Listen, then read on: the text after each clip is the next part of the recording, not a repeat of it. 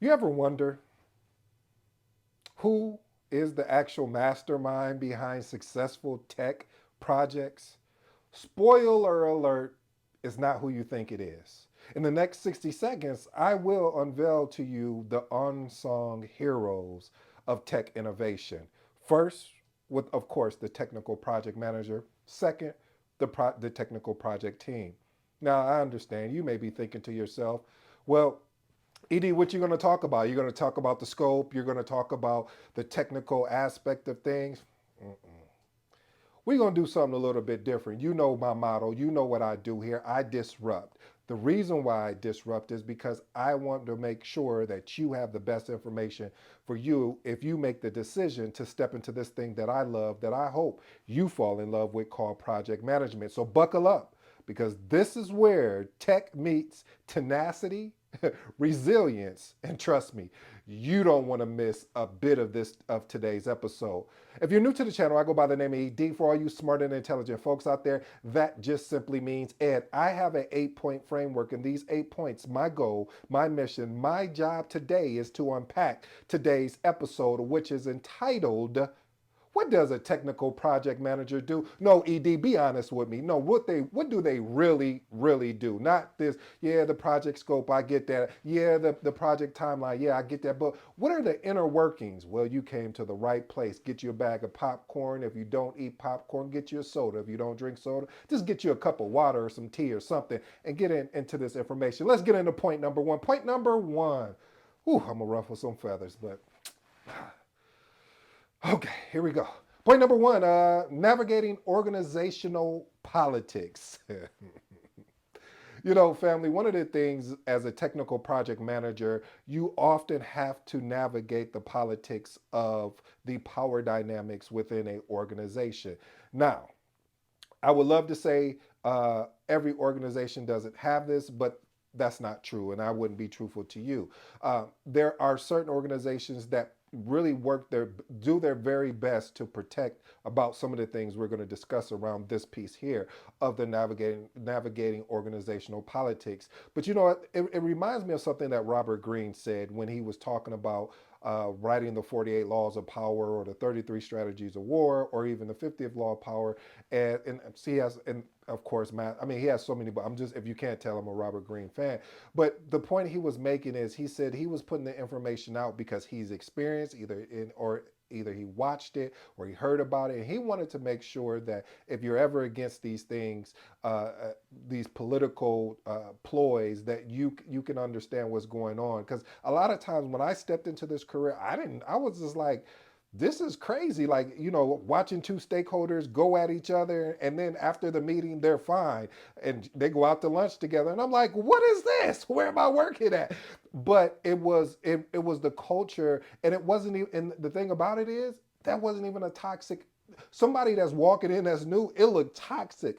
But what it was is the technical project manager at that time, he was ensuring that it didn't spill over where it impacted the project. So he let them go. He let them talk, talk it out and talk through it. And when you have when you're in a organization and you have to navigate certain people that are playing political games, because a lot of them don't. But the some that do makes it up for everything. And so you want to be able to develop a stakeholder influence map that defines the key decision makers, influencers, gatekeepers for projects, and try to understand their interests, their motivations, and potential impact on a project. See, a lot of times these political games that happen is because you're not involving the right stakeholder as a technical project manager. You're not doing the extra step. You're not asking your team and just circling back and putting out a notification to, hey, we're about to get ready to start this project, basically kick off project. And we want to make sure we have all the appropriate stakeholders and start documenting that stuff until you can start remembering it. And the reason why is that because you want to make sure that you get the right people that can give you the proper support while you're navigating and leading this project effectively. Point number two, manage project dependency. There's going to be a lot of me laughing here because it brings back so many memories. I mean, because of the fact of when you look at this, If you don't do these things well, yes, managing the scope, yes, managing time, yes, managing costs, yes, the quality. I just discussed the triple constraints, but what I'm saying here, or the iron triangle, what I am saying here is the fact that you need to be aware of these things. So this is why I bring it to the episode, family, because I want you to be aware of some of these things. Okay, managing project dependencies. Technical project managers, uh, they have to manage dependencies, and it could be resource related, it could be software, hardware, it could be another project that you're waiting to get for it to be completed before you could even think about kicking your project off because they needed to finish one of the aspects that you need for your particular project. I'll give you a basic example.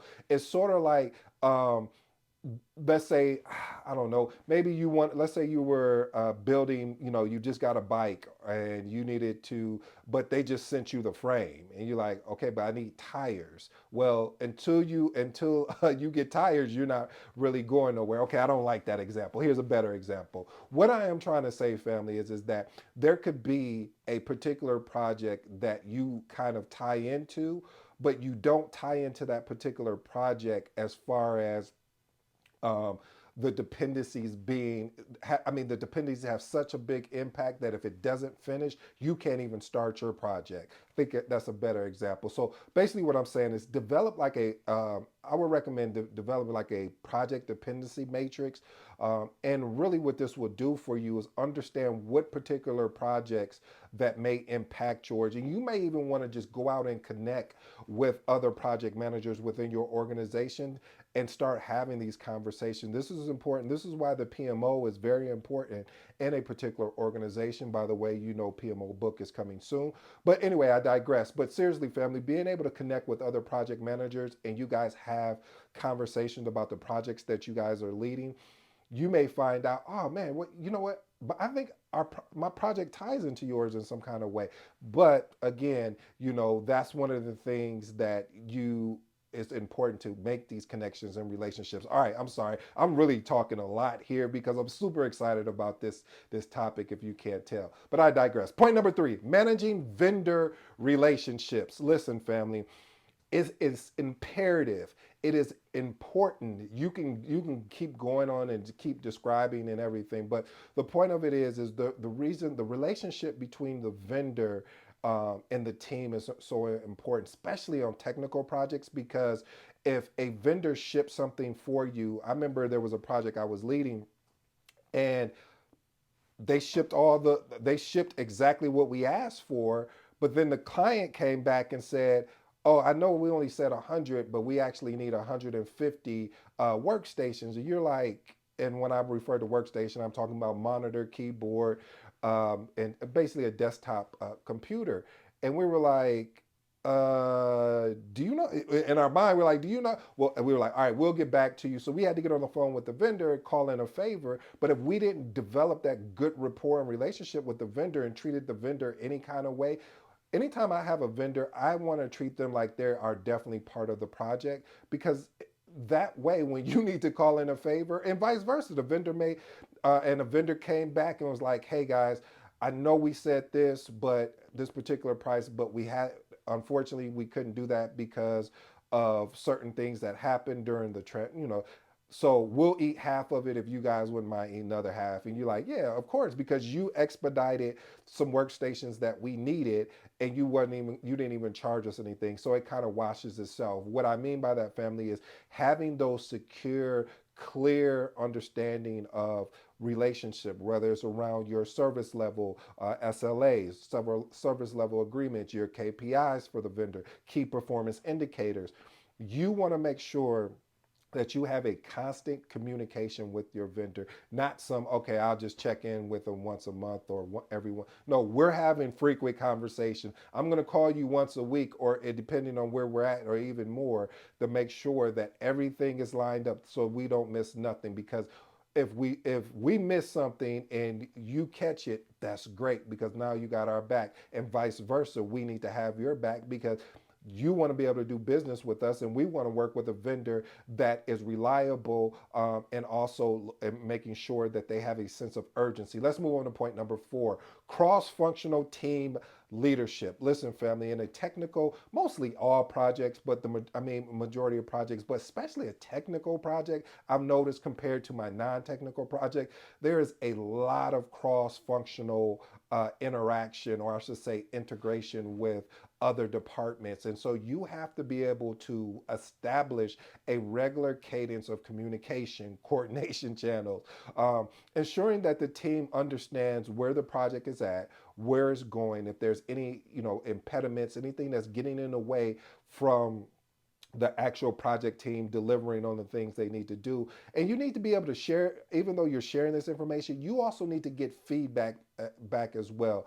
And what I've noticed, sometimes people don't feel comfortable talking in front of a group. They say the number one fear is public speaking. So being in a group of people, sometimes they don't feel comfortable. So what will happen is I'll get some a chat to say, hey, you mind, can we connect after the call? Or they'll tell me in chat and I'll bring it up on the call. So what I also recommend there is, if they don't tell you or they don't give you feedback, I would just set up one-on-ones with some of these key players and even non-key players, because what you want to be able to do is be able to get that feedback and funnel it through the team so we can take immediate action if it's required. Point number five: communicate project status to senior management. Family, when I first had the first time I've ever had communicated to executive or senior management, it was a disaster. Reason why I say it was a disaster, it wasn't because I didn't know the information, because I knew it so thoroughly. It was because I gave too much information. You're like, what are you saying? Listen, when you go into these project status meetings, I didn't know at the time. You don't tell them everything that's going on. You tell the executives where the project is at, and again, where's that?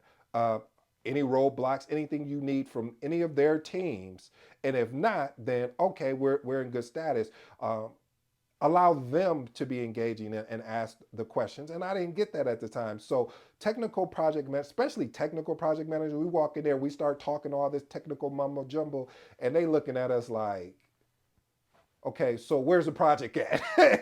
Where's this widget that's going to be built? So again, you have to understand, what I always say here, family, is knowing your audience. The moment you walk in there, if you could kind of, you could start talking about things, and you have to watch. And that's another thing, family, we don't talk about this enough as project managers: the ability to read the room. What does that mean, Ed?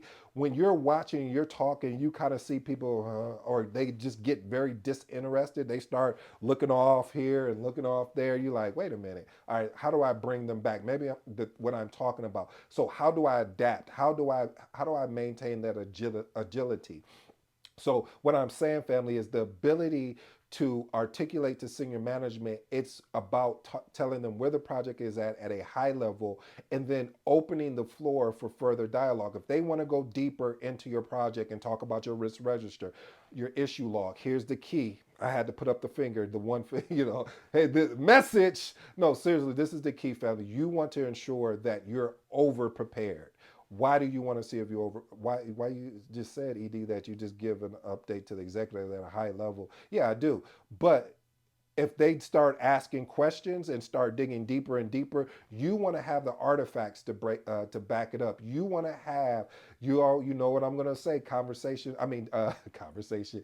Documentation always beats conversation. So you want to have all the documents ready to go. Everything that you want to have it. You don't want to be fumbling and be like, oh, well, yeah. Hold on, just hold on for a minute. Let me go grab this and let me do. No, when I'm in front of the executive, I'll have various tabs open, just ready. Oh, you want to know about the project schedule? Boom. You want to know about the project management plan? Boom. Risk register. I'll have all of these tabs open, and I'm ready to go, just in case if you want to ask me something deeper than what we're here to give a update on the project status. So I know I went over that really.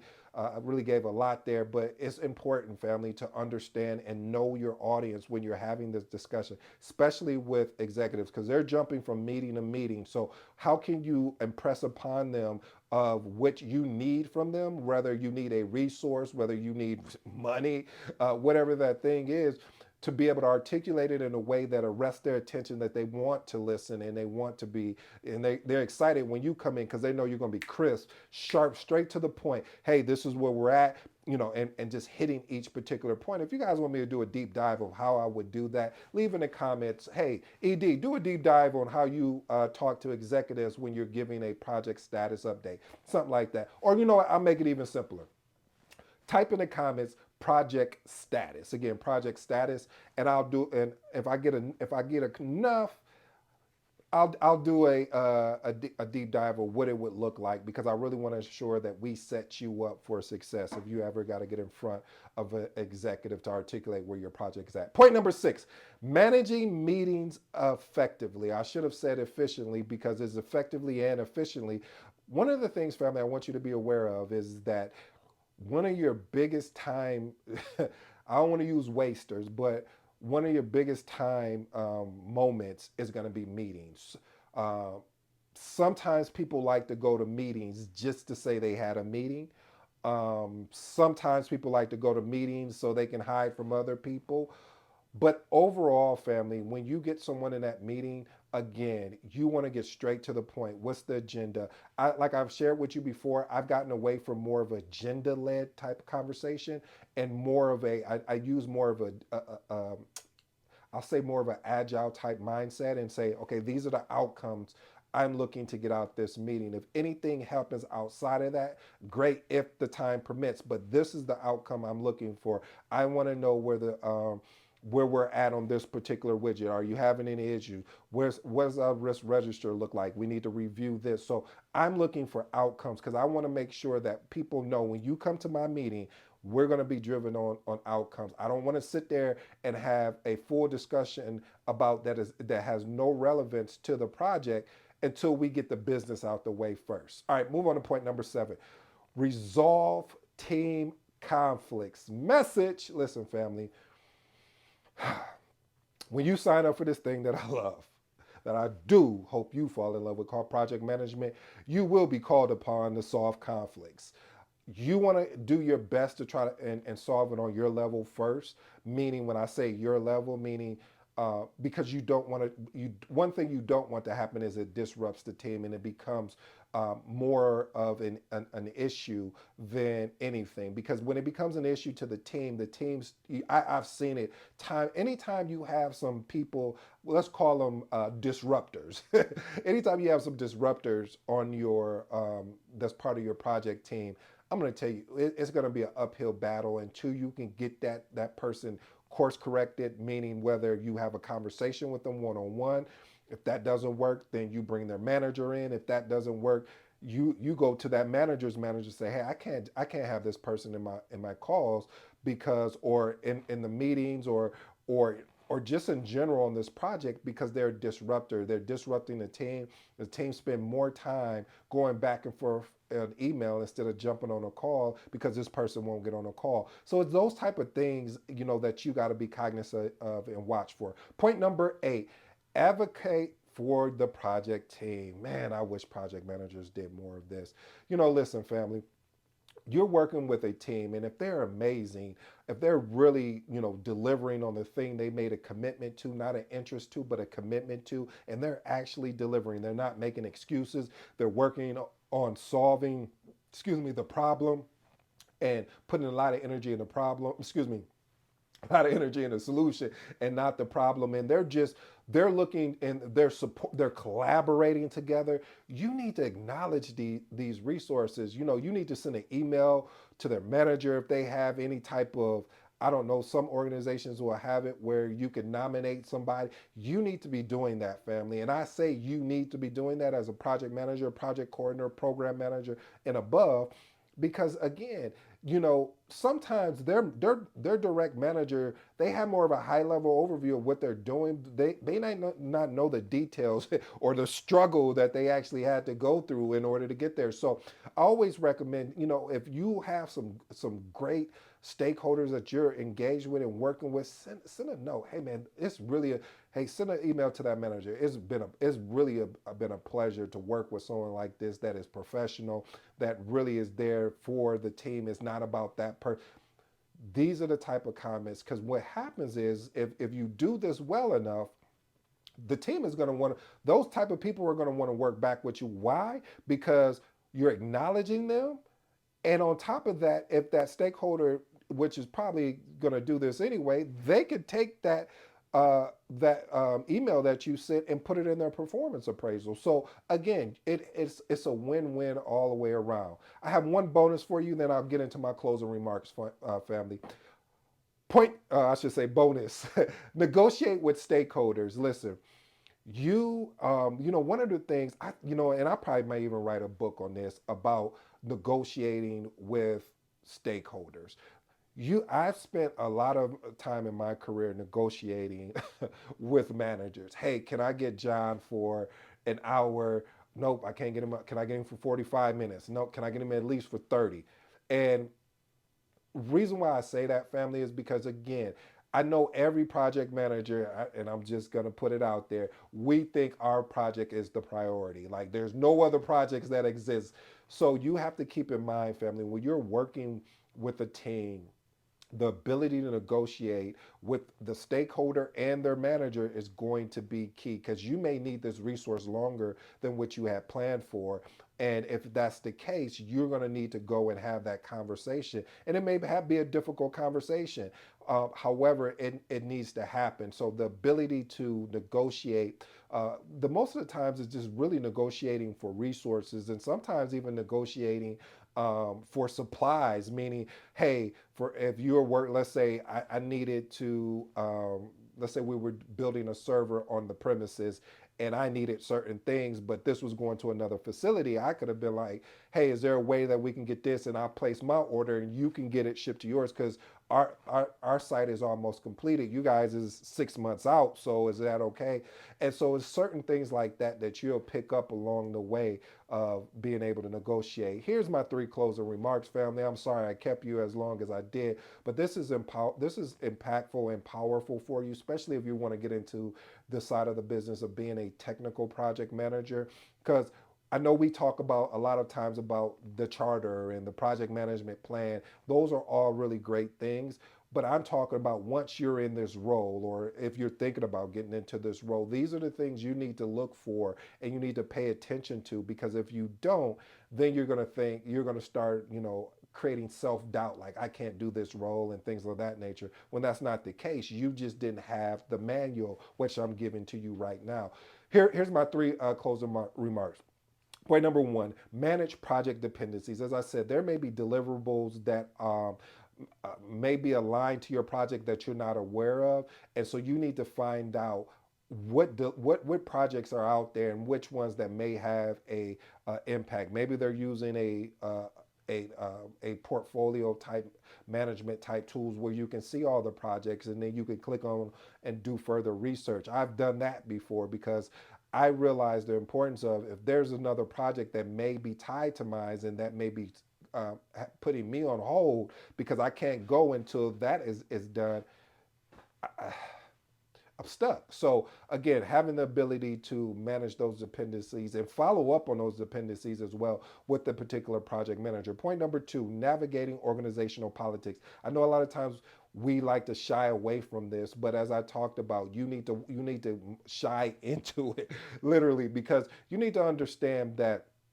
being able to navigate these organizational politics, and again, everyone is not playing politics, but for those that made that decision to play politics with you, you need to understand how to respond to that and understand who has your back and who doesn't, so you know how to move accordingly. And my last and final one, family, is communicating project status to senior management. Again, as I said before, every organization I've ever been in, it's you have to be careful with giving too much information too soon. You need to be able to have that information organized in a way where that you can articulate it, and someone should be able to know exactly where your project is at.